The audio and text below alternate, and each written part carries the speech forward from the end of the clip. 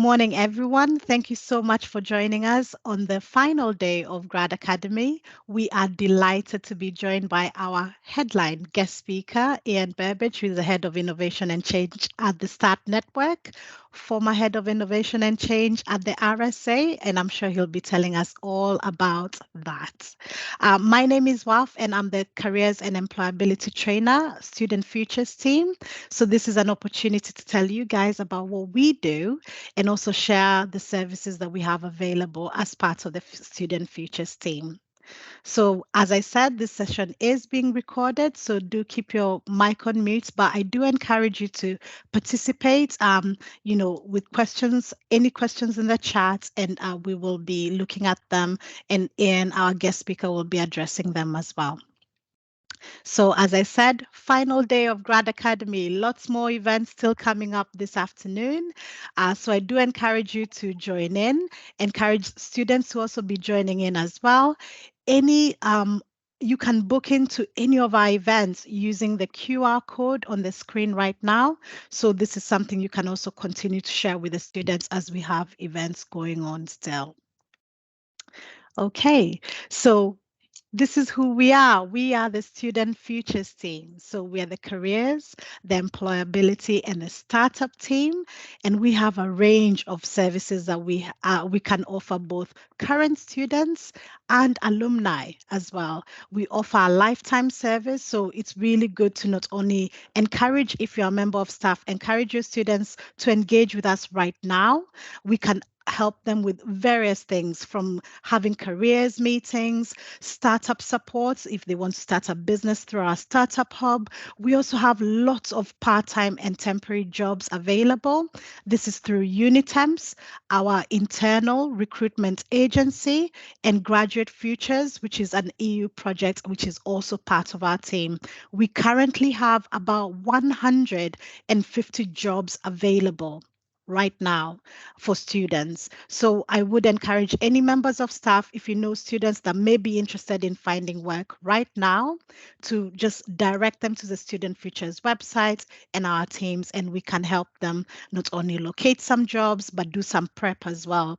This could be interview prep, CV prep, and we've got lots of services that we can do some one-to-one personalized work with any students who come to us. Okay, so as I said, this is all about supporting our graduates who will be graduating this year and even those who've just recently graduated. We are here to help you. We've got lots of services, so we can meet you face to face and you can book an appointment with an advisor. We are based in Student Life Building and Barham Street, but there are lots of other ways you can meet us as well, both virtually. Just simply use the QR code on the screen there, book an appointment with us, and discover the services that we have available. So that leads me really nicely to, as I said, our headline act and the topic that we will be discussing today, the current economic world as we know it. Ian, this is the question for you. Where are the graduate jobs? So Ian, I will stop sharing my screen and I'll simply hand over to you to share your screen and tell us where the jobs are. Thanks, Raf. Thanks everyone for joining. Thanks for inviting me. I'll just pull up my slides and get this all good to go. It's a pleasure to be here. My name's Ian Burbage. I describe myself as a curious generalist, and we'll get back to that. That's a bit of a theme. I've never been necessarily an expert in anything, but curious about a lot. And I'm going to talk about some of the value that I think that can bring in the world as we go through this. I hope you all take something out of this session. Logistically, we've got until 1 o'clock. I always try and cram too much content in, so I'm going to do the same as I ever do. So what I tend to do is go quite hard and quite fast with some content and some ideas and some stimulus material for you all. And so I'm hoping that as you're listening and absorbing, and I'd encourage you to scribe down the questions that come up for you or the insights that you might gain. Some of this might just float past you, some of it might resonate. Feel the energy as it comes to you and sort of inquire. I'd encourage you to inquire into the things that I'm saying that are causing a response, whether that's confusion, anger, excitement, who knows. But I'd encourage you to come back to that and keep a note of those things, because I'm just trying to offer some provocations that hopefully will be helpful.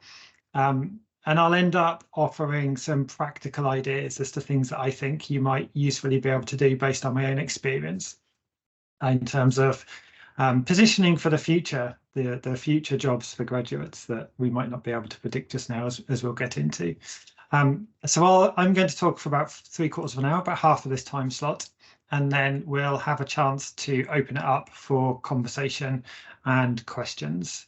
So do make a note of those in the chat as they occur to you, if you'd like to, and we'll take it from there.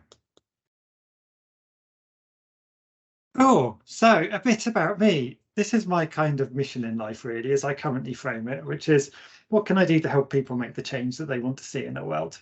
If I work backwards, and I'll share the meaning behind some of these pictures. The picture on the middle left is in my current job, which is in the humanitarian sector for Start Network, trying to bring about wide system change to the way that the humanitarian sector delivers support across the world. Challenging, very exciting, opening me up to a whole number of sort of cultural experiences that I haven't had before. And when I started my career, well, certainly when I was drawing that picture of myself with super long legs on the top left, when I was really small, I would have had no idea about what the future held for me and the sort of career path that I've taken. Funny enough, I do have long legs, so I got something right in my predictions. Being 6'5" kind of does that for you, I suppose. The things that like my journey very briefly is taking me. The archery picture is interesting because I got into archery when I was a teenager, and it really opened up to me a sort of more spiritual side of the world, a bit more meditative. Archery's got a real sort of tradition when it comes to Zen Buddhism, for example. And it really forced me to look inside myself, perhaps for the first time. So there's some interesting learnings that I've pulled from outside of my career that have, when I look back and I trace the threads, have really like driven me forwards. They've been quite instrumental in my path. In the bottom right, I worked in local government for 15 years before deciding that I didn't want to do that for the next 40. So I left to figure out what to do next, carved out a bit of space, fortunately, to be able to decide where I might best, like, what are my talents? How can I best show up with them in the world? Top right is when I was at RSA and really started writing. And I fell back in love with something that as a 10, 11-year-old, I loved writing, and I disconnected from that. So it's interesting that I was able to connect back into something that actually was a real intrinsic part of me, but I'd lost touch with that. And then the middle picture on the right is just reflecting things. So for me, music is really important, and I can't imagine a world without music as a soundtrack to life. For other people, that's different things. But you know, a live experience, experiencing music live with a bunch of people, is one of those real human experiences, which I think is at the heart of the human condition, for me anyway. And so these are all things that I share at the start, partly to tell a little bit about my story, but also partly to suggest that not like where we end up is very rarely, I think, the product of a linear career plan. And I'll explore that a bit as we move forwards. So where are the graduate jobs? We had the subtitle of Exploring the Landscape, and I'm going to go deep into exploring the landscape. And I hope I'll offer up the idea that whilst we might not be able to predict where the graduate jobs are in the sort of longer term, what we can do is equip ourselves for the challenges that the world needs us to address. And rather perhaps than focusing simply on economics and where's the work, that's very sort of Western and utility focused. Perhaps one way of viewing this is to say, what does the world need of us? What is the world in 2023, in 2033, in 2043 going to ask of us? And how do we equip ourselves to move into that space? For me, as for, I'm sure anybody on this call who's over 40, or in my case 50, you know, you look back to your early career and you can make a long list of things that existed then that don't exist now, and a long list of things that we're required to do now that didn't exist then. And we probably couldn't have predicted it. The only thing we could have predicted was change. So I'm going to unpack what I think is the emerging decade or two ahead.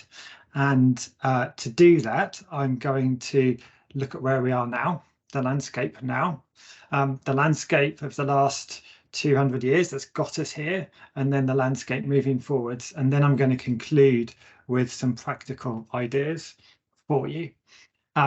So here's the thing, right? What is the future of work? Well, there's a question. So I did what every rational person does in 2023, and I asked ChatGPT, and this is what ChatGPT told me.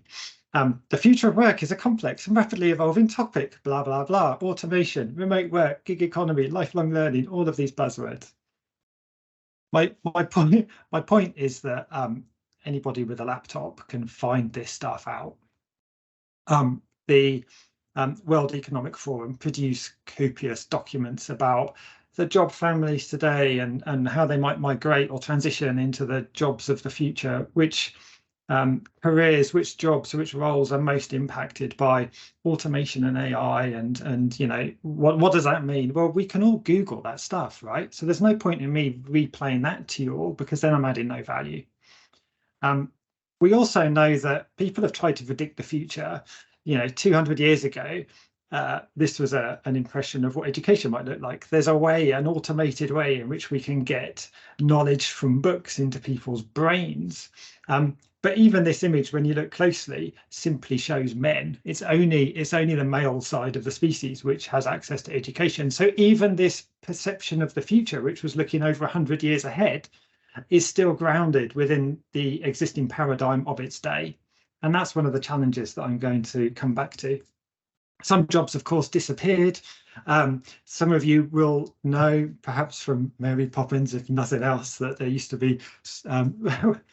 be chimney sweeps, and we used to send small boys up to clean them, something that my former organisation did a lot of work to bring about the end of, notably through the increase of technology and the use of chimney brushes and things. But that was a thing when child labour was okay, and there weren't workers' rights and so on and so forth. In 1977, the Evening Standard told us all that by 1990 there would be driverless tubes. Well, of course, that's still not the case, even though the technology is there. And innovation, like Matt Ridley in his book about innovation, talks about how when the railways were installed around collieries, nobody imagined that they had an ulterior use that could have value, that it could challenge the canals and the stagecoaches to carry people and cargo long distances. It just wasn't an assumption people were making. As he says, an illustration of the great truth about innovation is that people underestimate its long-term impact. So, you know, what I'm trying to, I guess, touch on here is the idea that as we move into the future, we can't tell what might emerge. Kodak had a monopoly over, as you know, the poster child for, along with Blockbuster perhaps, for an organization that didn't keep up with the times. It was wedded in its infrastructure. It sold projectors and all of the paraphernalia that you needed when you took photographs and got them developed into slides. My mum still has one of those somewhere, I've got no doubt. What fewer people know is that they actually developed the first digital camera. They just didn't know what they had on their hands. They didn't know how to leverage that to bring value to the world. And we see, you know, these things such as increasing competition and demand, and we see decreasing public trust and funding, particularly in public services. Our bandwidth, our cognitive bandwidth, you know, there's so much information out there. So lots of things are driving the future. And in the futures literature, this futures cone from Voros is often shown. And what I'm very briefly, what it gives across, I think, or illustrates the idea of is that from the left-hand side being where we are now, the future is absolutely every moment beyond now. So there's ultimate potential in the future. All too often what we do is the dark blue bit right in the middle, though. We extrapolate forwards from where we are now, from the recent past, and assume that the future is going to be a representation of what's gone before it. We call it business as usual in the workplace. The assumptions that we make. Nobody thought that COVID was going to come on the scene because it wasn't a part of our immediate past. Then you can look at the probable future, the things around that are most likely to happen. And of course, we have trends. We can do that. That's fine. We need to work with some kind of basis of prediction. There's a preferable future, which are the things where we're starting to make value judgments about what works for us as individuals or as communities, about what we want to see in the future. Right on the outside is this idea of like the preposterous. It's so far beyond our imagination that we can barely even conceptualize it, let alone imagine it coming into fruition. So I guess all of that is just an introduction to say, in exploring the landscape of the graduate jobs today and in the future, like the question that comes up for me is how can we prepare and position ourselves for a future where the only certainty that we have is uncertainty? And so that's what I'm going to try and provide an answer for.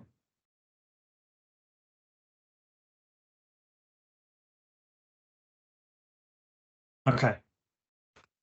So part one, we are living in turbulent times. Well, of course we are.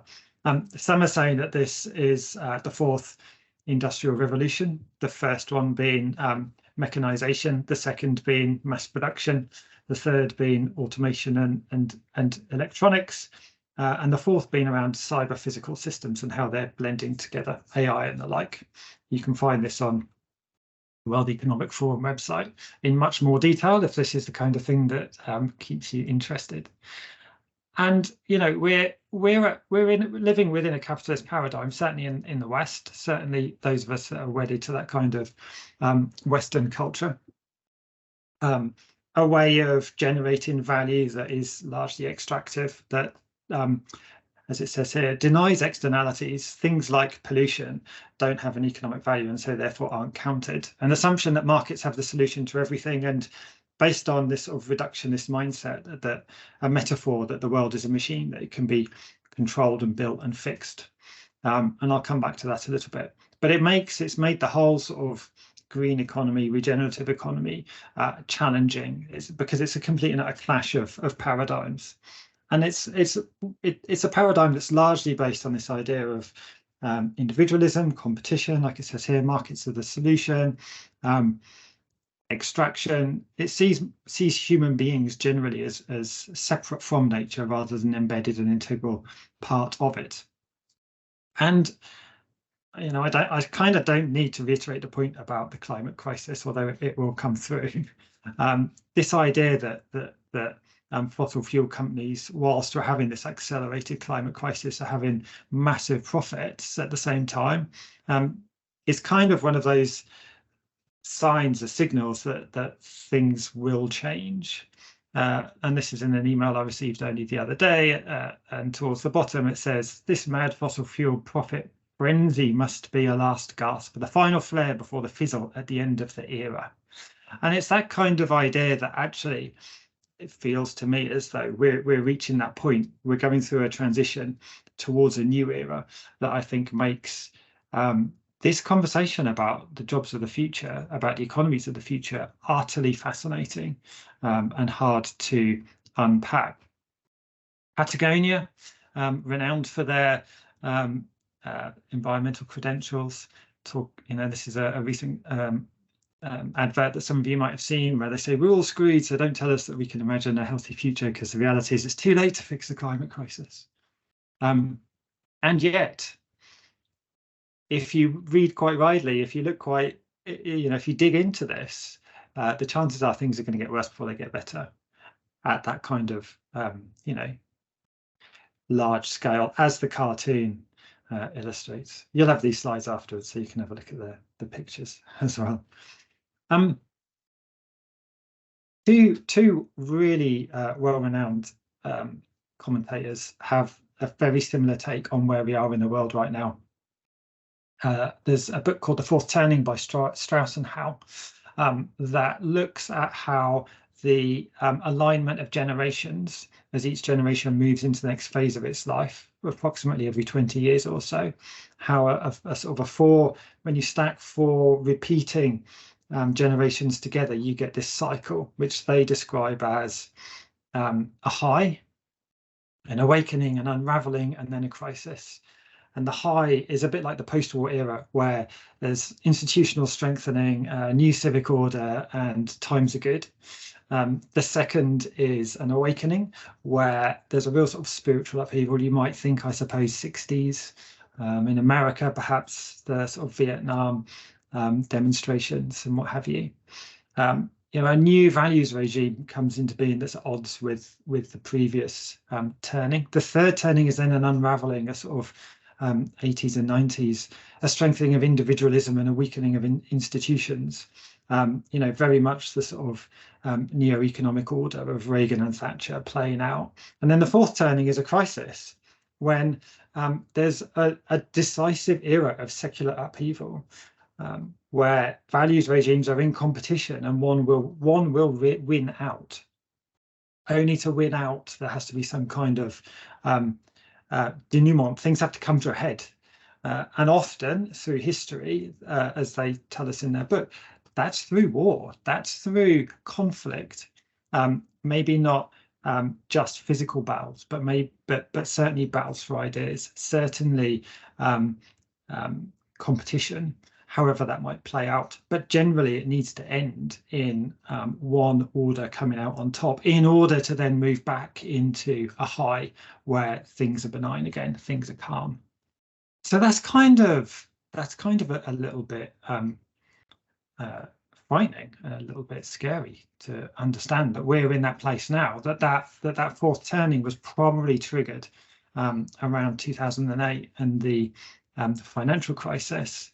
That we've seen populism, and we've seen the sort of the split of values seems to be increasing, seems to be becoming more and more of a thing at the moment. COVID, another precipitator of the kind of crisis that it feels like we're now in. And Ray Dalio is a well-respected analysis of the sort of economic cycles, has a sort of a similar but a 6-stage approach, and has written quite extensively about what he sees as entering what he calls stage 6, the war stage. Again, not necessarily about actual war, although historically it has been, but certainly conflict. And you don't have to look far to see commentators and people talking about how that is actually closer than we might think. The last Jan the 6th in the US, we're now heading another election cycle. When you hear some of the rhetoric from certain people over there, just ordinary citizens, and the extent of their emotional response to some of these challenges, we're in dangerous times, you might argue. And it's not just America. There's all sorts of signs of discontent, I think, anyway, when you look for them and you start to pull them together. We saw the cover of COVID leading to huge, like eye-watering amounts of money being fast-tracked outside of traditional checks and balances of government. The water, the dumping sewage in rivers and oceans has been going on for decades, for years, but it's now becoming much more of a thing. Even at the weekend, this whole thing about the whole idea of civil liberty and the extent to which governments can clamp down on basic rights like being able to demonstrate. These are kind of fascinating to see that these things are bubbling away. And the quote at the bottom, the average UK worker gets poor public services because we've had like 15 years of austerity, but is now asked to pay more for them, with the increase in their taxes being way above the international average. We've got a cost of living crisis. There comes a point, doesn't there, when it's not okay anymore. And it feels to me that these are all signs of a society that isn't as at peace as itself as perhaps we might wish. And if we look a decade ahead, this is World Economic Forum Global Risk Report from earlier on this year. Let's look at the 10 years. Like in 10 years' time, the big risks are failure to mitigate climate change, failure of climate change adaptation, natural disasters and extreme weather events, biodiversity loss and ecosystem collapse, large-scale involuntary migration, largely because of the top four. If you're living in Delhi and Delhi is uninhabitable because it is too hot in a decade's time, where are you going to go? We can't just put up bridges and say, not here. These are the things that lead to conflict and lead to challenge. And then we've got a natural resource crisis and a resultant erosion of social cohesion and societal polarization and cybercrime and insecurity and geo-economic confrontation, largely because of the other 8 things. So you can kind of see that there are challenges ahead. So for me to turn up and talk about the jobs of the future and suggest career paths and things feels a little bit unhelpful. What I can bring is some reflections on, we need people that can approach these big challenges and have a skill set to do so. Because as Drew Dillinger says this was painted on the side of a building, it's 3:23 in the morning. He writes this to his future descendants. It's 3:23 in the morning and I'm awake because my great-great-grandchildren won't let me sleep. So he's imagining. My great-great-grandchildren asked me in dreams, what did you do while the earth was plundered? What did you do while the earth was unraveling? Surely you did something when the season started failing, as the mammals, reptiles, birds were all dying. Did you fill the streets with protest when democracy was stolen? What did you do once you knew? And first, it's one of the more poignant things that you could read, whether it's on the side of a building or in a book, for me. And it says to me, like, the what did you do bit is the crucial thing for me, because traditional careers, traditional jobs aren't the only part of the solution here, although they are a part of it. Some of it is how you show up in the world, whether that's volunteering, whether that's in a particular career, or how you do what you do. Who do you know? How do you network and build coalitions? Like, there's all sorts of skills that I don't think we're necessarily taught that explicitly that come into play when we're dealing with significant challenges in the next decade or so. So through these turbulent times, my argument is like, one thing we need to do is to figure out how we can be more comfortable with this high level of ambiguity and uncertainty. It's certainly something that I struggle with and come back to constantly, even just moving, which I've done recently. Living for several weeks without actually knowing where I was moving to was significantly stressful. So how we can support each other to do this, I think, is a critical task. And then part of the reason why we're here is because any dominant paradigm is self-serving. So the people that do well out of it have a vested interest in retaining it, of course. And part of the thinking that has led to this sort of capitalist world order is the value of reductionist thinking. And this isn't me saying, well, this is good or this is bad, just that there's a place for it. Because what it has done, reductionist thinking is this idea that we can break any problem or challenge down into its component parts and fix the broken bit and put it all back together again. That we can understand cause and effect, that relationships between those parts are linear, and therefore there's a predictability in our inquiry. The challenge is when that thinking moves beyond putting satellites in space or building Crossrail or HS2 or whatever it might be, fitting pacemakers. The challenge is when we then go ahead and apply that thinking to complex challenges, to challenges where we can't understand cause and effect.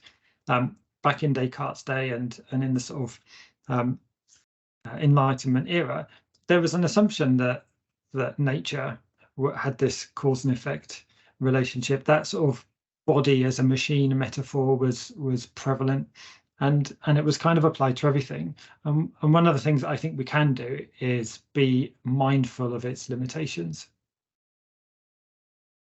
Because when we get into the world of work, and this is what I used to do back in my local government time, putting strategies together and things, you do your diagnosis, come up with a prescription, come up with a plan, implementation plan, milestones and resources and all the rest of it.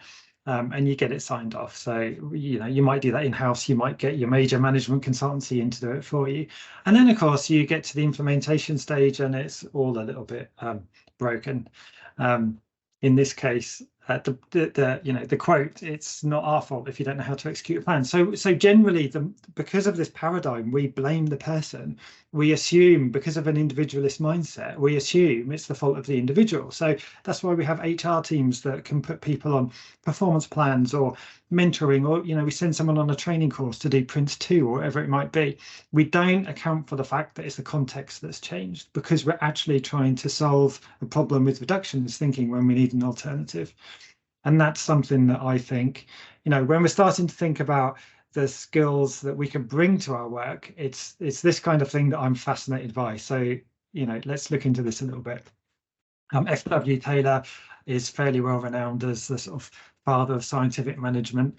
And this was back in the sort of end of the 1800s, early 1900s. And what he did was a lot of analysis of how people did their work and found ways of making that as optimal and optimized and as effective as possible.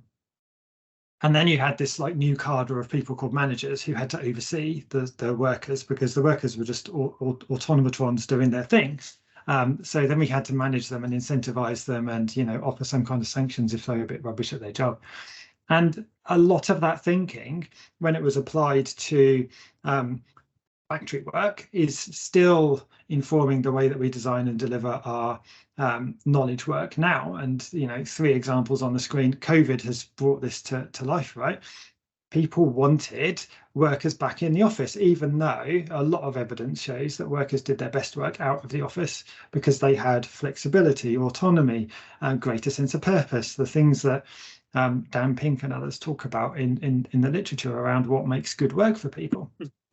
And some of this is just because you've got an old school mindset, a mindset that's schooled in a more extractive way of working. If your job as a manager is to make sure that your staff are doing what they should be doing to be effective, then what's your job when you can't sit and see them and monitor them in that way? And this is, just a accumulation of a whole load of management fads over time. This is the second half of the 21st century, and you can see just a continuous line of ideas and fads about what might make more productive, more effective, more efficient work. I find it fascinating because there's been a proliferation of those that far exceeds any kind of gains in productivity during the same time. Even things like MBWA is management by walking about, around about the time that I entered the workforce at the end of the 1990s. Utterly bizarre to me that it was a thing, that your job as a manager was simply to walk about. It seems strange, but this is the legacy that we're living with. We still have a health model of hospitals predicated on the idea that the most efficient and effective way of treating problems such as broken bones is to push people through a hospital, which is in effect a factory to do things like mend broken bones. And that's fine when they were first established to respond to the challenges of mechanization and the Industrial Revolution and so on. But it's utterly poorly equipped to cope with today's complex health challenges that people present with multiple complex comorbidities. There's no simple fix anymore. This is a sort of a reductionist approach, because you can see what the problem is and you can go in there and there's a solution to it. You can fix that, and therefore you can optimize and you can make it as efficient and effective as possible. But that doesn't work when you're dealing with something complex, like why someone might be suffering with mental health challenges, or is obese and has a heart problem at the same time, or diabetes. We need a different approach, and yet we've still got this factory paradigm. It shows up in traditional management structures. It shows up in, I love this quote on the right, it shows up in the way that we even advertise for jobs and recruit people, which is still a bit archaic as well. Having to write cover letters is so dumb. It really is. And in this book, D. Hock says only an unimaginative man would think that mechanistic command and control organizations could ever produce an equitable, enduring, and free society. Only a thoughtless man would create them. Only an arrogant man would run them, and only a cruel man would perpetuate them. Yet they still exist. There is a growth of B Corp organizations, social enterprise. The WAF and I did some work during COVID with a whole load of amazing social enterprises that are operating in the most fluid and flexible and responsive ways, but their primary focus was on the needs of the people that they served in their community. So there are responses to this, but this is still a sort of part of that dominant paradigm. So as Jules Goddard says, we're trying to create wealth in a knowledge economy, but we're still relying upon the structures and processes that were designed for and in the industrial age.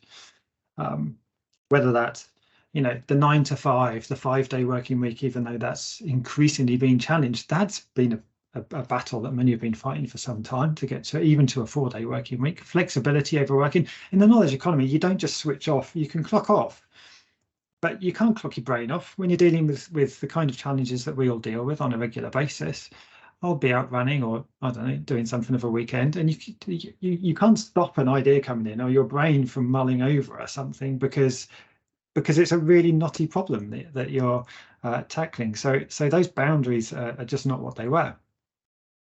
We find that we find that we do what we do today simply because of tradition, or simply because the status quo is super hard to shift.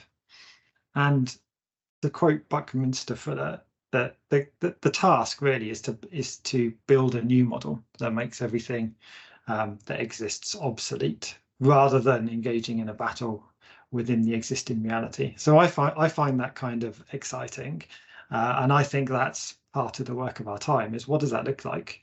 Whereas you're entering the workforce as recent students, and hold on to that as we go through our careers, or as we go through our paths through work, through life.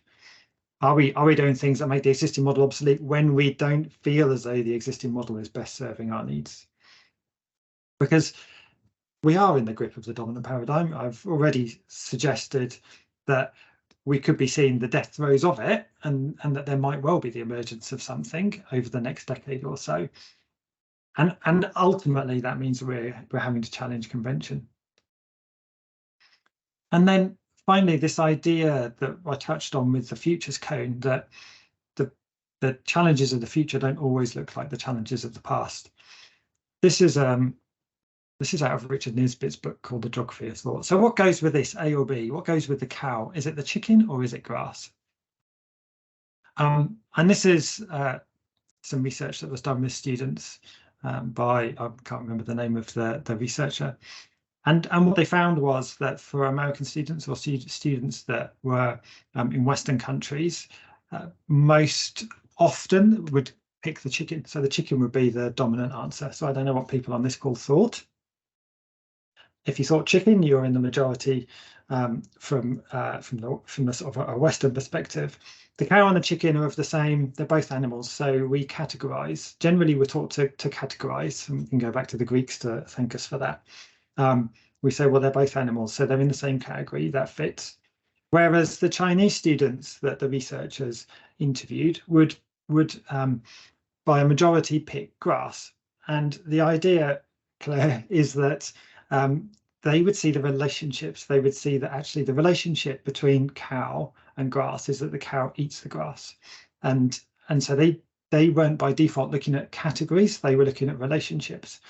And so one of the things that I'm just going to share is this idea that relationships and patterns are super important as we move forwards.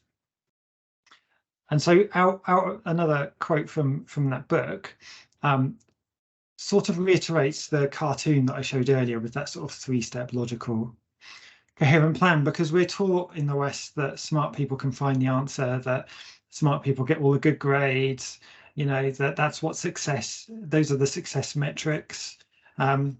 That if you're not successful by those metrics, it's in some way a personal failing.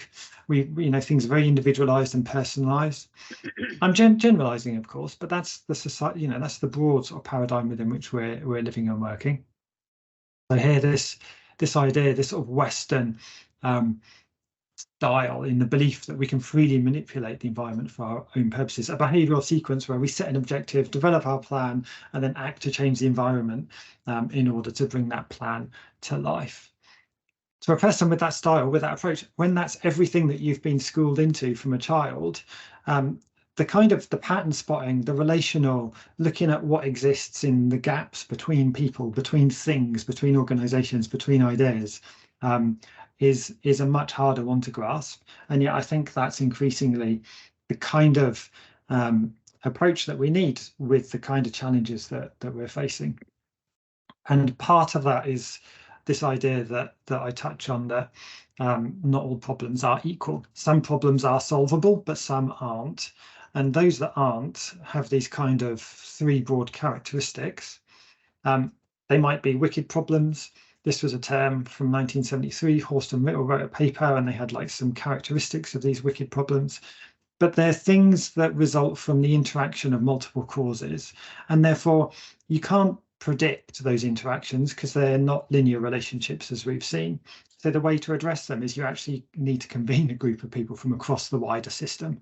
So you can't simply solve homelessness. What you need to do is to figure out why people might be becoming homeless in the first place, getting upstream, and that requires all sorts of different agencies, organizations, people, family members, communities to come together in order to address a challenge like that. So that's a very quick summary of those, but they're the product of a complex system. Often problems defy easy solutions, like we saw with the hospital example, because they're individualized, and therefore they need very specific responses that take into account the individual's context. So my experiences with mental health will be completely different from someone else's, and therefore need a completely personalized response. And the problem is that that's not a scalable problem. We can't come up with a solution and scale it to suit everybody, because it needs to be adapted to the different contexts that everybody has. So how we become people that can help adapt ideas for context, I think, is crucial. But it's one of the reasons why there are such challenges with public services in this space, because we simply can't get economies of scale by taking one idea and applying it everywhere.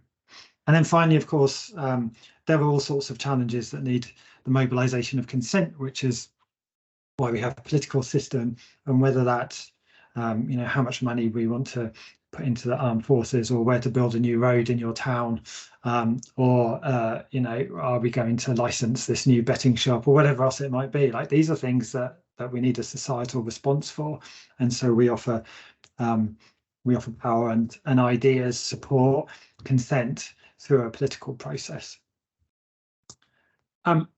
And that leads us to a sort of a summary of the challenge, right? Which is, some of these problems, because there's no simple way of addressing them, mean we need to do things in a different way, and we need to approach them in a different way. So if we have a problem that doesn't equal an existing service or a product, or even a clear solution in that sense, if we have a problem that doesn't equal an institution like the broken bone and the hospital, if we have a problem for which there's no obvious market solution, then what do we do? The market solution is interesting, because in the 1800s, when there was a big famine in India, the British ruling response was to say, well, the market will provide. And of course, there's no way a market can provide a solution to that. But that was the school of thought at the time, that there are natural limitations on food and population, and if the market can't provide, then the will of God. And so these things are so deeply rooted. So if the market can't provide, because we don't know what exists, if there's not an institutional response, and there's no obvious service or product, like, what do we do? What do we do if we can't even adequately define the problem, because it's so hard to get our hands around? We need people with a set of tools and approaches and methods and mindsets to be able to inquire into such ambiguity and uncertainty. And I think that's fascinating. I think that's a really fascinating place to be. This whole slide could just take up a day's worth of conversation, I have no doubt, but I'll keep moving. So the counterpoint to reductionist thinking, and like I say, this isn't an either or, but it's this idea of systems thinking, and I share this because one of my sort of theses that I'll come to at the end is the more that we can equip ourselves with these different perspectives, the more likely we're going to be able to bring value into the world and find ways in which we can show up with that value. You know, it's the whole thing about if all we've got is a hammer, then every problem looks like a nail, and that's unhelpful. So let's have a broader set of approaches. Systems thinking then, as a counterpoint to reductions thinking, is just this idea I've been exploring about how we can see the bigger picture. Can we zoom out? Can we see the relationships? Can we see the patterns? We're not trying to optimize. We're not trying to solve. We're trying to understand. We're trying to figure out what the next best step forwards might be. The images give you some examples. Often the natural environment is used as a classic example. Culture in the middle, that was when I was fortunate enough to go to Bangkok before COVID. My favorite example is fitness, because you can't solve for fitness, right? You can never, you can't sit here at the end of this presentation and say, well, that's it, I'm done. Like I've fixed that problem. It's just a continuous inquiry, a constant endeavor. When I finally got COVID at the end of last year for the first time, it wiped me out for the best part of 2 weeks, and it was another 2 months before I hit my normal levels of fitness. And I say that as someone that runs sort of 4 times a week. So it's just a continuous inquiry, a constant endeavor, and that's what I think is fascinating. And so we need to be adaptive and responsive and be forever tracking the signs and symbols, you know, what's happening around us, what are we learning, and what does that learning teach us in order to inform the next step that we might take. This is kind of fascinating because when you bring people that see the world in these different ways together, say at a senior management team level, and you're trying to have conversations, and some people are diving in because they just want to fix it, and other people are zooming out because they just want to see the context and understand things better. Like the cause of so much friction that I see in those scenarios and environments is because people are just bringing different mindsets to the table. So even the sort of the idea, the meta idea that you can zoom out, and think slightly differently about this is I think helpful as we move forwards. So this idea of pattern spotting, this is just one sort of systems thinking tool, which is iceberg. And the idea is that whatever the presenting action or event is, has a number of sort of invisible aspects that are driving it. So if I phone a utility company to complain about something on my mobile phone bill, that's the event. The behavior that I experience from the person I'm speaking to is one thing, and maybe they can't fix my problem. But the reason they can't fix my problem isn't because they're incompetent. More often than not, it's because they're following the policies, processes, and rules put in place, the scripts that they've got, the company procedures, and they aren't allowed to deviate from it. So they can't respond to my context. They can only follow the script. If I don't fit the script, you get escalated up to someone with more experience or a more senior person. But ultimately, the way that we build those rules and processes and procedures is based on that paradigm. And in the call center example, the idea is you answer as many calls as possible, as quickly as possible. You hit your targets at all costs. It doesn't matter if you meet the needs of the consumers, because you've got this pressure that's driving your behavior.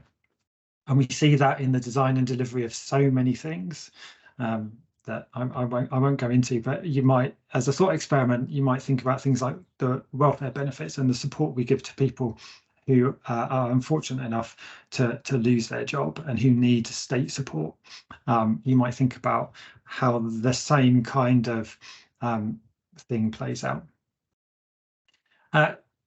This is a tragic case. For those of you that know child protection, Peter Connolly was killed in August 2007 after being abused by his mum and associated family and hangers on. He was visited 60 times in the 8 months prior to his death by the authorities. There are 10 different organisations, 10 different agencies involved with him and his family. He'd been on the Child Protection Register for 8 months or more at the time that he died and had over 50 injuries. Like, it was a horrific example of a systemic failure, and illustrates for me the difference between whether you take a reductionist worldview or a sort of a complexity-informed systems view. And like I say, I'm not saying that it's an either-or proposition. You need a bit of both. You need to be able to zoom in and understand what's going on and be able to interrogate the injuries and what's presenting in front of you to draw some conclusions, but you also need to be able to zoom out and see the bigger picture. And if each individual agency was doing its own thing and ticking its boxes, a bit like the call center person, then they're hitting the target, but they're missing the point, right? They're able to do their job, but they're doing it in such isolation that they're missing the bigger picture. And then we end up with tragedies. All sorts of similar examples, whether they're personalized ones like this, whether it's the collapse of Carillion or Enron or whoever else it might be. There were all sorts of systemic failings. And the reason that I think we need a breadth of perspectives on challenges like this is because this is really, this is complex stuff. You're dealing with one family and one child. But network theory tells us if there are 10 organizations interacting with the family, there are 45 relationships to manage between those 10 organizations, 60 visits by individual professionals. If each visit was correlated and joined up, that's over 1,700 pieces of information that could be pooled to see the bigger picture, to make those links, to understand what's happening. And so when we don't take a complexity-informed approach, we can end up with tragedy. We can end up with collapse. So one way that we might think about things, we've already seen the command and control hierarchy structure where power is concentrated in the big boxes, and we have that kind of parent-teacher, parent-child, teacher-pupil relationship that we grow up with and gets sort of promulgated in the workplace. Whereas General Stanley McChrystal's written this book called Team of Teams, where he talks about the efforts in Afghanistan, and he talks about actually it's about equipping squads to do their thing, but to have deep relationships across the other teams of the organization. So there are some signs, there are some emerging practices that are challenging that paradigm, which I'm excited about, but which require a different mindset because they require people to be nimble and collaborators at heart. And yet we're taught to be individualists, and that success is down to me, it's down to my effort because I'm the best. Yet we all know instinctively that the truism about it takes a village to raise a child. So here's it in a nutshell. If we're focused on the destination, if we're setting goals and targets like our cartoon, our sort of 3-step process, there's a place for that because for me to move into my new house, I had a goal, I had some targets along the way, I had stuff I had to do, and I could make it happen, and that's fine. The challenge is that in some circumstances, that blinkers us to the emerging possibilities around us. Whereas if we see ourselves as explorers on a journey, that we're inquiring into a situation, that we're clear about our purpose, and we've got some broad objectives, but we're retaining the flexibility to spot and respond to opportunity, because that means that we can follow the energy, we can follow the need, we can seize the moment, and that's just as important. So again, how we blend, although this is shown as one versus the other, for me it's increasingly about how we can understand the situation we're in and which is most useful. If in doubt, to my very early question, how do you cope in ambiguity? I can't see a way through, said the boy. Can you see your next step? Yes, just take that, said the horse. I think that's kind of cool.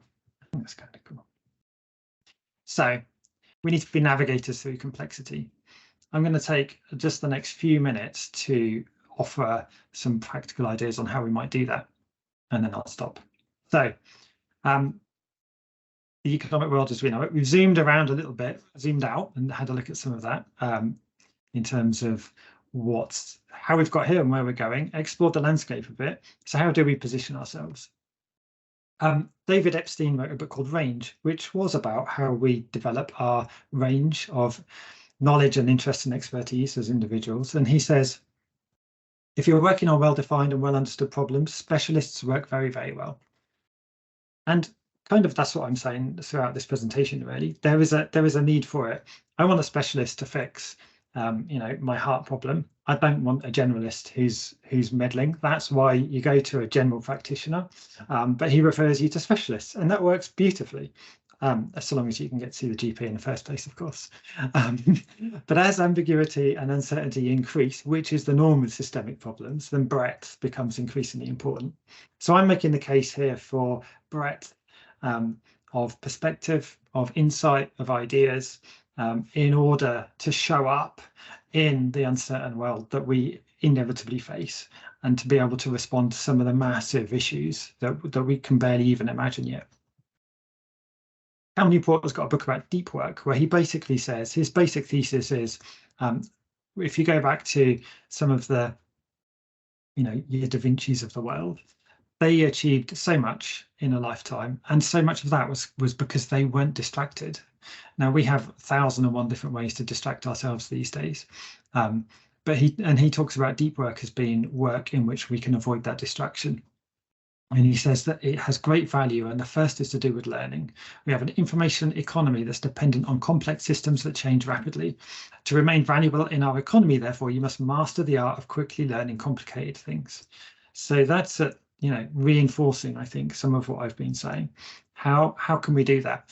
My nephew Henry is only 12, and he was telling me about his day at school, and I said, well, I thought that school was all about learning. I said, but I'll tell you what, you don't have to learn a lot more once you've left school. And he stared at me with his big round eyes, and I just thought, that's kind of it though, right? You learn so much once you leave, and it's so important to figure out how to do that in an effective way. So here's what I've done. This worked for me. It might work for others, so I share it in that spirit. If we're navigating in the unknown, if we're trying to figure out how we can position ourselves for 2033 or 2043, when we can't know what jobs there might be or what the world knows, then how are we going to navigate there? So my first question would be about purpose. Do we know what our individual purpose is? Personally, I believe that we are put on Earth with a particular sort of niche to fulfill, that we need to dig deep to figure out what that is. Often, it's taken me a lot of reflection and time to try and get to something that I'm relatively happy with at the moment for me, around helping people create the change they want to see.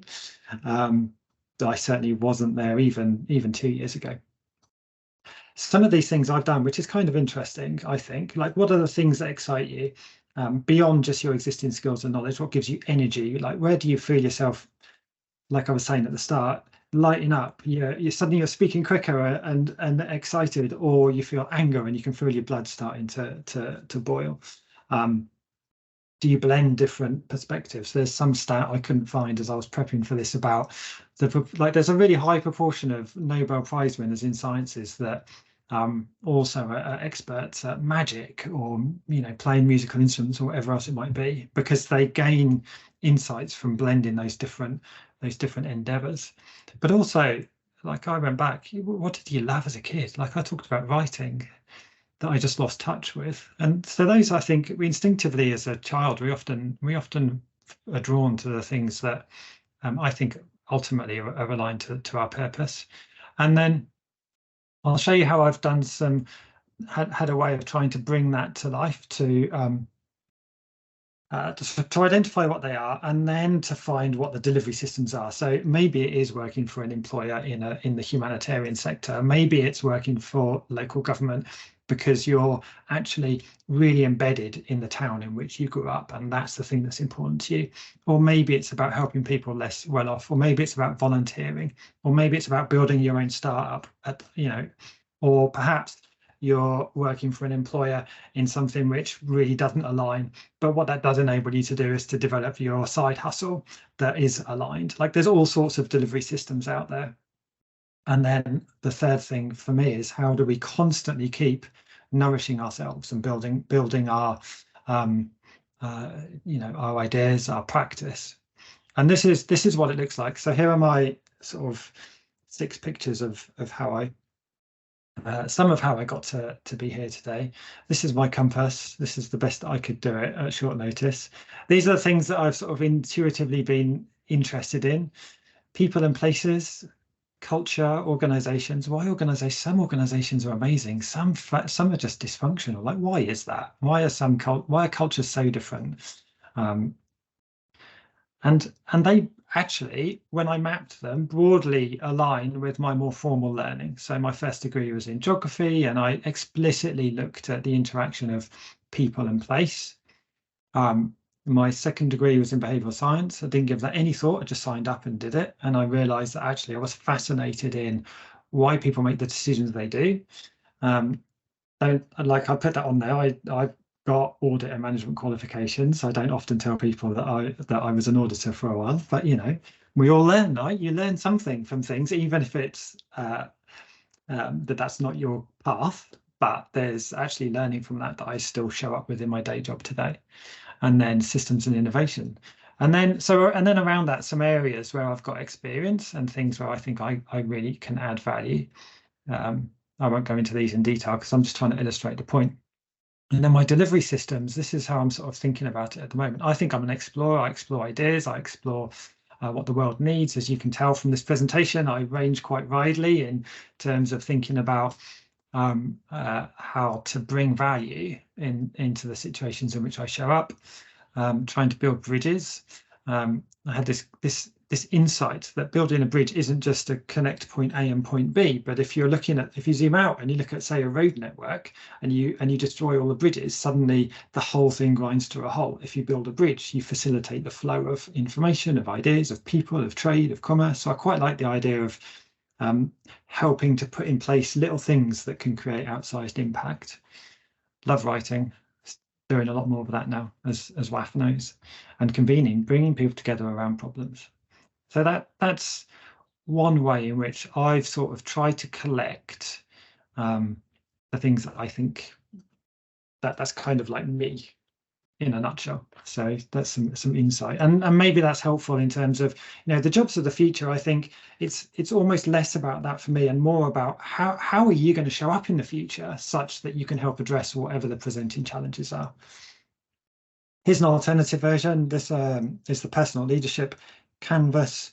You can find it, the links on the bottom there. Asks not dissimilar questions, but again, anything like this can just help unlock, I think, what what value you can bring to the world. I can't put it in any other way, I don't think, because that's one of my big learnings, I guess, over the years, is I'm not showing up anymore just to be a cog in a machine to do a job. Actually, no one has had the life experience, done exactly the same things, read the same things, lived in the same places. Like, we are all individually unique, and yet we try and push ourselves into boxes to fit whatever an organization might say it needs. So I'm much more now about, look, here, this is me, and this is my uniqueness, warts and all. I think that I can add value in these ways, and here's what they are. And so hopefully that kind of thing might help. That's why I talk about being a curious generalist. So hopefully this now all makes a bit of sense. And I was fortunate enough to write a document with some of my colleagues at RSA during the first year of lockdown, which was about the value of futures and foresight. And we called it A Stitch in Time. And in the introduction, I wrote this quote here. I said, "Since the scientific revolution, the world has seemingly favoured deeper knowledge in what appears to be an infinite number of fields. We are not in this camp. We want to know enough about a range of disciplines to see how bringing diverse insights together can offer new ways of thinking about and addressing some of the more intractable challenges we face as a society."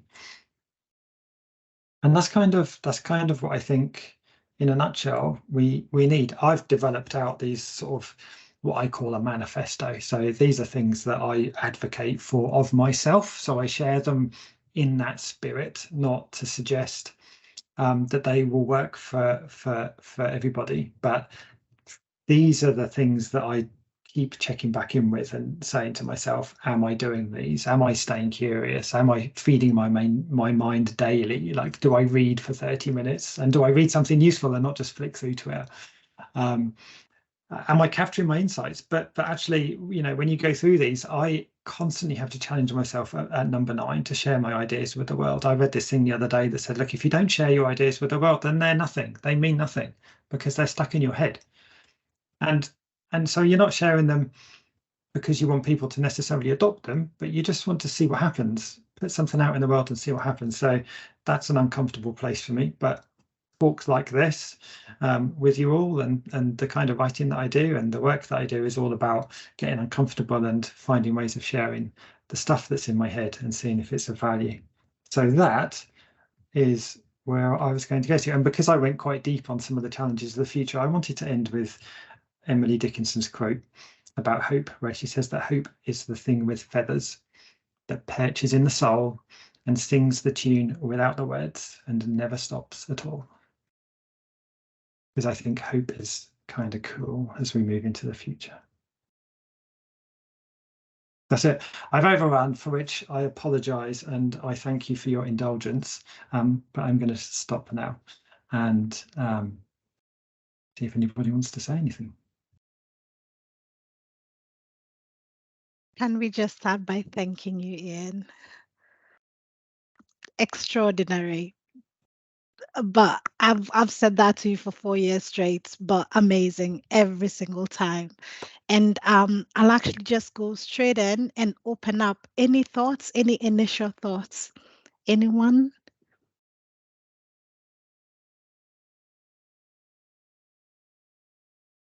Yeah. Any reflections? Can I just make a quick comment? And I know you said that you would share the slides, but you also shared something about the personal leadership canvas.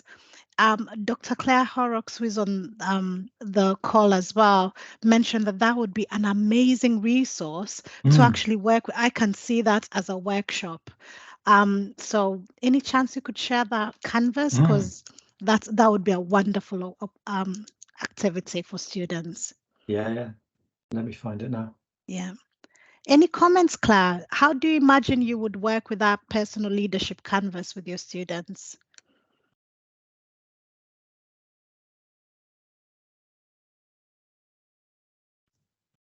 I just think those last few slides about being clear on your purpose. I also like the sort of idea about the journey versus the destination. I think sometimes when we're teaching some of these work-based learning modules, students think that what you're going to get at the end of it is a definitive answer. And I think that some of these sort of canvases show that there are a lot more things to sort of to take on board and to think about and to reflect on.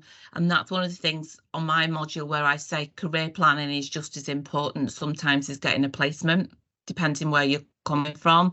And I think these kinds of tools are really good at getting students to be more reflective and ask some of those challenging questions. What are your values? What are you bringing to the table? We often start with using the prospects sort of career planning quiz, and quite often students will sort of not get the results that they expect, which opens up some quite interesting discussions about, well, how are you presenting yourself? What values are you bringing to those questions? So maybe students who are quite healthy, quite sort of health conscious and fit, those values in, and then they pair them with nutritionalists and they're like, well no, I want to be a marketer. Why is it doing that? And then it's about who you are, what your values are. So I think it fits into that whole sort of program that myself and Hayley do with the students about getting themselves to think just beyond a fixed destination and to sort of reflect over the year a lot more on that idea of the journey.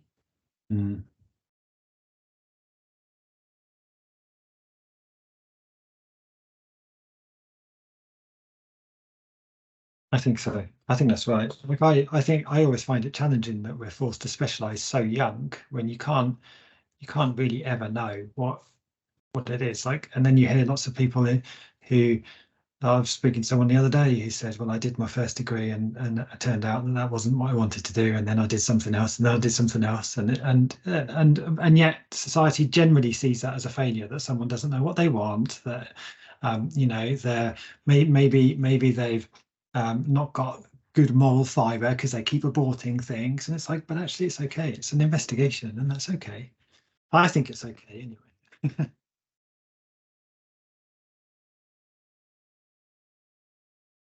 Yes, Chris. So Ian, I think you've done a good job there of kind of describing what's needed rather than what various players think is needed. I'm interested in that very specific point of recruitment.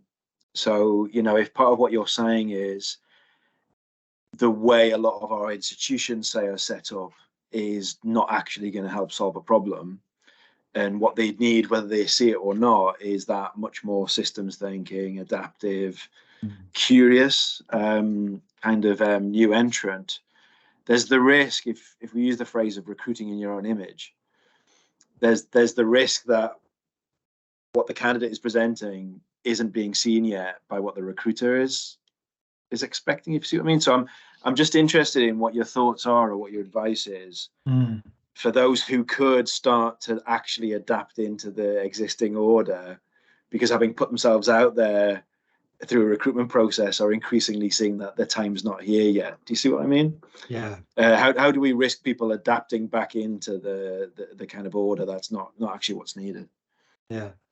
I think that's an eternal challenge when, like, you're trying to play the rules, trying to play the game by its current rules, and yet you know those rules aren't fit for purpose, and then you end up a bit like me. You end up in an organisation because you know how to play the game, and then you're fortunate enough to be appointed, but then you have to figure out how to leverage the rest of your value in the organisation, and things like the move to self-managing teams, for example, or organizations like Bertzog in the Netherlands that sort of stripped away that managerial model and has empowered frontline staff. Like, there are different organizations that are experimenting with these different ways.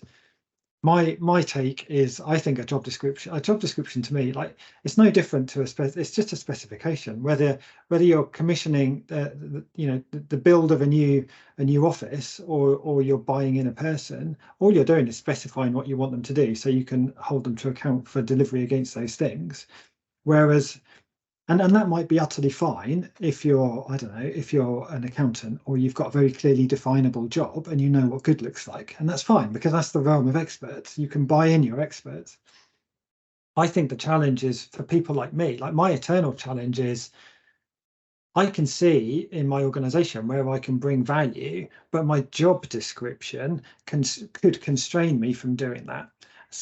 So then I've got two choices. I either lean in anyway and be run the risk of being branded a nuisance, or I just have to, like, forget that part of me, and that I find personally really problematic. And so, you know, I'm not sure that there's an answer in there, other than I'm hopeful that maybe the more people like me that I can sort of connect with and talk to, and maybe it's a generational thing as well. Maybe as younger people in particular are coming into the workplace, they're going to demand something that's more flexible than it is necessarily clearly definable. Yeah, I think there's something interesting in that, because I think you're right that once you're in, all of that, all of those characteristics you describe hopefully will change organizations from the inside. But it's the getting in, and if we think about that hour or afternoon when you're kind of trying to land, the opportunity to get in a way it's compressed. It's the same point. It's how do you articulate that distinctiveness and the urgency of having it in that compressed amount of time, or do you, as you say, kind of play the game for that afternoon, get recruited, and then do it? You see what I mean? There's something quite interesting in what recruitment looks like if we're being the future workforce again. Yeah, there is. I was shared a paper by a guy that I spoke to up in Hull, who ran what was the sort of early 2000s version of Manpower Services Commission, I think it was, back in the 90s. And it is utterly insightful for me because he ran his organization with a minimum of regulation. He didn't have job descriptions. He put challenges out to market and asked people who felt they had something to offer in respect of those challenges to come in. His HR policy was one sentence. It was basically treat people like you would like to be treated, as human beings. And there were all sorts of, those approaches that are still novel today, yet they do exist. And I think there's a danger that you end up having to make a bit of a sort of a devil's pact, in the sense that there's a limit as to how you can change an organization from within, yet perhaps once you're in a position of influence, perhaps you can play the game slightly differently or nudge the rules a little bit. Or if you're like I do now, have the responsibility for hiring people, maybe that's an opportunity to try and experiment with what different might look like. But certainly sitting down and having a 25-30-minute conversation with people isn't a good indicator of whether they're going to be great at addressing the challenges you face. They're just an indicator of whether they're good at having a conversation with a stranger for half an hour. So yeah, I could talk about this all day, I think, but yeah, challenges for sure. Just shared the canvas, by the way, for the one that was on the slides. Brilliant. Thank you for that, Ian. Any other reflections? Any other questions?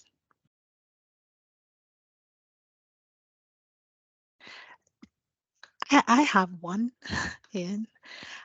So we work together, just for those who don't know on the call, Ian and I worked together, did a lot of work in the pandemic, and Ian is actually the reason why I'm a fellow of the Royal Society of the Arts. We helped over 150 businesses, startups, community businesses, networks that we have kept till today. So for that, I am forever grateful, Ian. What advice would you give us as people working in the careers and enterprise department at John Moores? What can we tell students, and what bits and tips of advice could you give to us to give to the students to maybe engage in the kind of career that you've had? So local government, humanitarian, it is quite specialist. How did you find that first job? Very quickly, I graduated in the early 90s in the recession that there was at the time, and I got a free management training course at City College in Norwich. And so I had to go up there 5 mornings a week. And I did that. And as part of it, I had to do a work placement. And my work placement was for one of the district councils in Norfolk. And I wrote the marketing plan for the introduction of the waste and recycling scheme that they were in the process of developing and then launching. And while I was there, I was the team that I was working for was audited. And I was talking to the lead auditor, and she was saying, "Oh, well, we've got this trainee post coming up soon." And I needed to work. There was not a lot of opportunity in Norfolk, so I applied for it and ultimately got the job. So my experience is utterly serendipitous. Every move I've made has been just a product of circumstance, not a plan. That got me into, thanks, Chris. That got me into local government, and I stayed for 15 years. I handed in my notice and left because I knew I had more to give to the world, but didn't know how to find it. So I was lucky enough to be able to take 3 months off. I knew I could survive for 3 months before I needed more money. So I gave myself the pressure, ended up at the RSA, but that was a complete and utter fluke as well, because I was meeting my current partner. When we first met, I was down in Brighton meeting her, and got an alert through from The Guardian, one of their job emails, saw this job at the RSA, but the closing date was that evening. So I blagged some coffee and a space in the hotel I was staying in, and wrote my application and sent that in, and was lucky enough to get that job. And so it's all been fortuitous. I've never known what my next step is or ought to be at any point. I moved into the humanitarian sector again out of similar luck, really. Didn't know what to expect, but so I always think showing up. Yeah, that's why I was thinking about this presentation. That's why I was sort of using the analogy of a compass, because I think if you know what's true to you as an individual, this would be my sort of advice, I suppose, to your question. It would be like just know yourself enough to know what it is that motivates you, that you're passionate about, and sort of have some way of coming up with a compass that's a guide, whether that's, you know, for many people it's instinctively the values that they grow up with. For others it might need more work. And I don't know, I just think, because for me, I realise that learning is probably my number one value, that I have to be constantly challenged and in environments where I can learn and test myself and give something back. And so that's a guide for me. And I think it's, yeah, I suppose me being me, I would say, like, don't get too fixated on or too worried about what might happen. I think if you're doing the best, that sort of Robert Louis Stevenson quote about, you know, focus on planting the seeds today rather than reaping the harvest in the future. Incredible. Amazing. You really do inspire me. And I'll open the floor up just one more time to anyone who's on this call. Any comments? Any further comments? Anything in the chat? I'd just like to say thank you for the talk, Ian. I thought it was really interesting. I really felt like I resonated with it as a recent graduate, sort of trying to find out what I want to do. I'm currently reading a book called Ikigai, which is the Japanese concept of finding sort of what you're interested in, what the world needs, and what your purpose is. So, as I said, I really resonated with that. I had sort of a question. I feel like there's sort of like almost a stigma of not knowing what you want to do and things like that, which I think you sort of touched upon. As someone who's sort of trying to figure out what it is I want from life and things like that, how do you think I could spend the next few years sort of effectively trying to sort of figure that out? Is there anything that you would advise in sort of coming to a decision on that? Yeah, I mean, I spent the first 15-ish years of my career in local government. My suggestion would be probably not to do that. I was lucky in that I was able to gain lots of experiences and do a number of different jobs, and I moved locations as well. But I think my suggestion would be, one way or another, like, just keep putting yourself in environments where there's learning to be had. And so maybe that's working in different sectors, different organizations, for different bosses, because, you know, you learn more from really rubbish bosses than you do from good ones. You learn more from dysfunctional organizations than ones that are, you know, really like a well-oiled machine. So don't be afraid to step into those spaces either. Maybe it's about different locations if culture is important, like seeing how the world looks differently, whether that's through different, you know, cultures, as in within somewhere like a country like we're in here, or maybe it's global, maybe it's, you know, my partner speaks Gujarati, and you just get a completely different worldview when you're listening to people talking in a different language, because the concepts are different. So all of that, I think, is kind of interesting, but also maybe something around what I describe as building a tribe. Like, it can be a lonely journey, and I think part of this is about having people around you that are willing to sort of have these conversations, whether that's mentors or networks you can plug into. You know, there's lots of people out there that don't want to be pigeonholed as, you know, I'm an X or I'm a Y. They want to be seen as so much more than that. So those are some thoughts. Thank you very much.